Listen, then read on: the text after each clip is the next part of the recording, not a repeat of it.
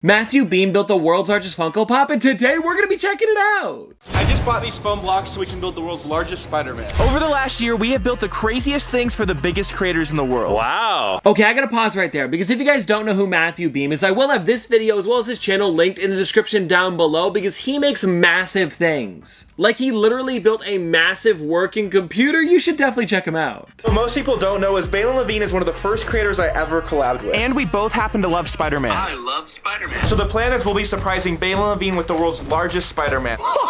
We're gonna be using the Funko Pops as our model. And that's why we're watching this video, because he makes this thing massive. We will divide into two teams. Team head will glue up the head while team body cuts out the body. Once we have everything shaped, we'll put the two pieces together. Any questions? How do we get down? That's a good question. Since our Spider-Man is so massive, we have to start by gluing the foam blocks together. Oh, okay. I honestly didn't know how they were going to be doing this. I was thinking maybe wood, but the way they're doing it with the foam blocks, I think it makes a little more sense. And also, I'm sure they're gonna run into this problem because think about how massive... Actually, let me grab a Spider-Man. This isn't the exact one that they're using, but it gives you the same idea. Because when it comes to a Funko Pop, I mean, most people know this, the heads on them are massive. So to make something like this in real life is probably gonna be tough. Right now we're laying down all of the foam. This is just for the massive head, and we still have another layer on top to add. What's next? More spray foam. Once this giant build is completed, it'll be over 16 feet tall. 16 feet. This one here is the biggest I've got in my collection, coming in at 18 inches, so 16 feet. Oh my gosh. It's gonna be bigger than the ones that Funko brings to conventions. I'm seriously excited to see how this turns out. We really want to ensure that this Spider-Man looks perfect, so we're gonna start by making a stencil. We'll use a foam cutter and trace this edge. Now that we have these stencils made, we can start grabbing our foam to start cutting. I love how heavy you're breathing. Why is that? It's not in shape. Now that we have the stencil on top of our foam, we can use our wire cutter going over it, giving us the perfect shape so we don't have to freehand it. I gotta say, guys, there was a lot of time going into this. I just assumed they were gonna start cutting, but no, they really thought this out. Like, even the blueprints on the wall, nice attention to detail. It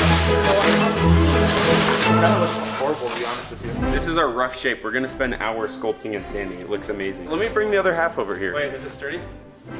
Hey, don't do it that way. Come on, bro. Don't do that. Don't push it over.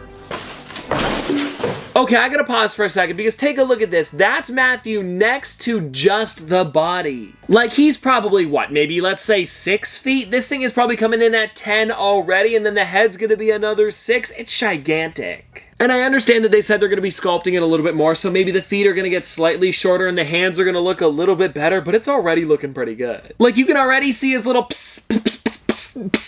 web slingers? You know what I mean. Now that we gave the gigantic body a rough cut, next we're gonna be doing the massive head. This is the piece of foam we're gonna be using. As you can see, it's gigantic. We're hoping that little itsy bitsy body can hold all of that weight, but I guess we're gonna have to start sculpting first to see. Aha! I said the exact same thing, and I'm hoping it also holds up too. To get the perfect Funko Pop rounded head, we're gonna spend the next 2 days sanding it into shape.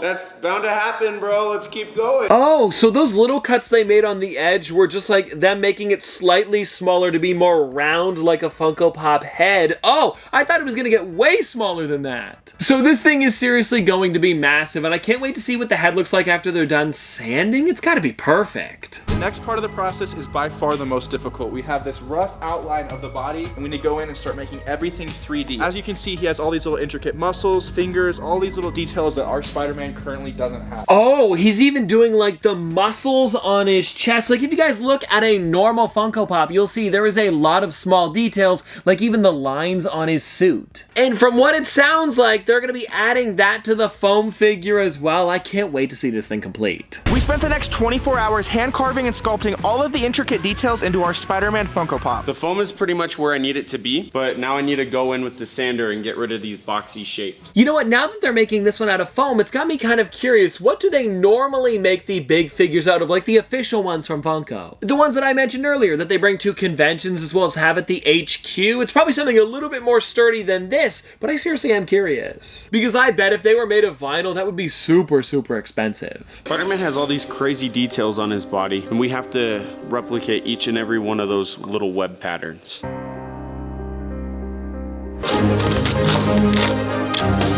Just got done carving in the webbing into Spider-Man's face, and this looks incredible. It gave it this deep 3D look. I love it. I saw him doing the digging, and I thought he was going to be turning this into a bobblehead as well. I don't think they're going to, because if they did, I mean, that spring would be massive, and I don't think with the bobble part, this head would hold up. But hey, you never know. Matthew has done crazier things, so let's just keep watching. I just realized that this is gonna actually suck to paint all of the webbing grooves. Oh, Aaron's got it. Never mind. Aaron, I'm sort of getting the grooves, but I do need more paint. Here you go. Thanks, Aaron. I'm actually really pumped to see Balin's reaction. He is going to freak out when he sees this. Every week, I give one person who subscribed to the channel and follows me on Twitter $1,000 just like this. So for being subscribed, you just won $1,000. Oh my god, thank you so much. Okay, I don't give it $1,000, but if you subscribe, I could give away a Funko Pop. Tell you what, I'll give away a Spider-Man Funko Pop if you hit that subscribe button. Let's do it. Now that we've been painting for a little bit, this thing is looking spectacular. We're in a really good place, but it's still missing some of the key details.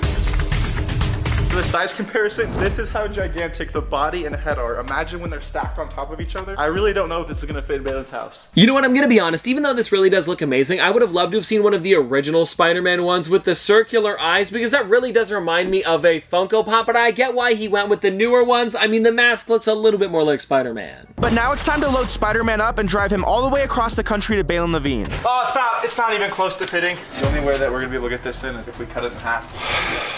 I want you to go full lumberjack mode.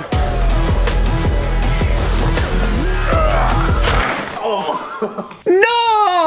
Oh, they've got to cut it in half. Oh, I would have hated that. Matthew, couldn't you have got a bigger truck? No, I get it. It's probably easier to cut it in half and then glue it back together, but that seriously does suck. While the guys started driving to Atlanta, I headed to the airport to fly and meet them. But there's one huge problem. How could that happen? I wasn't paying attention and we ran out of gas. We're in the middle of nowhere. Oh my gosh. Okay, this turned into them just making a normal Spider-Man, well, I say normal Spider-Man Funko Pop, a 16-foot Spider-Man, to them all of a sudden being stuck on the road out of gas. It's getting kind of hectic. I am getting invested. Let's keep watching. All right, next stop, Atlanta.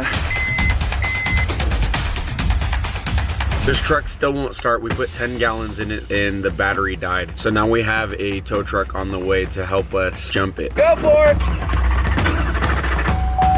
We had to get towed to the hotel, unfortunately. I do think it's really funny that they've now had to find gas, jump the truck, and Matthew's just flying to Atlanta. And I mean, I do understand they had to get the Spider-Man there somehow, but still. We're good to go. The truck is up and running. I guess the truck just didn't want to start last night because it's a diesel and it was just so cold. We're pulling up to Balin's house right now. I can't wait to see his reaction. It's gonna be legendary. Little white specks happened on the drive, and that's not even the worst part. We still have to glue the head back together. Let's reassemble this head that we just cut up 2 days ago. Okay, so they got it there, and it looks like it's turning out pretty decent. I mean, like, all they have to do now is glue it back together. Oh, I hope it looks good. Next, we're gonna be adding on the most special part, the logos that really make it pop and come to life. So far, everything has gone to plan, but we have never officially had this head on top of the body before, and this is still extremely heavy even though we hauled it out. Somehow we have to take the head off of the truck and put it onto that body. I never even thought of that. They never put the head on top of the body, and they probably should have tested that back at their studio, but I mean, hey, it makes for a better video. Wait, wait. All right, there you go. Okay, we're good. Here, you guys got this.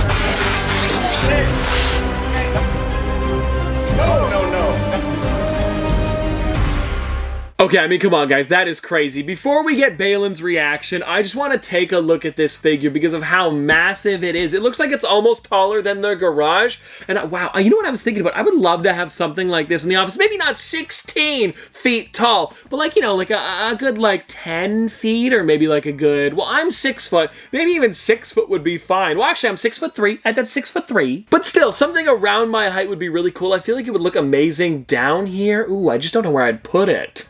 Now it's time to surprise Balin, and actually here he comes right now. I need you to hold something before I surprise you. Okay. Ah, what is it? Ready, Balin? I'm ready. Check it out in 3, 2, 1, look.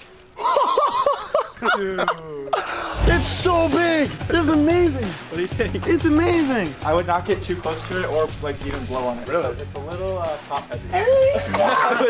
It really does look exactly like it. He hand sculpted that entire body with his bare hands. Damn. You're a man of many talents. Thank you. Oh, dude, his looks good.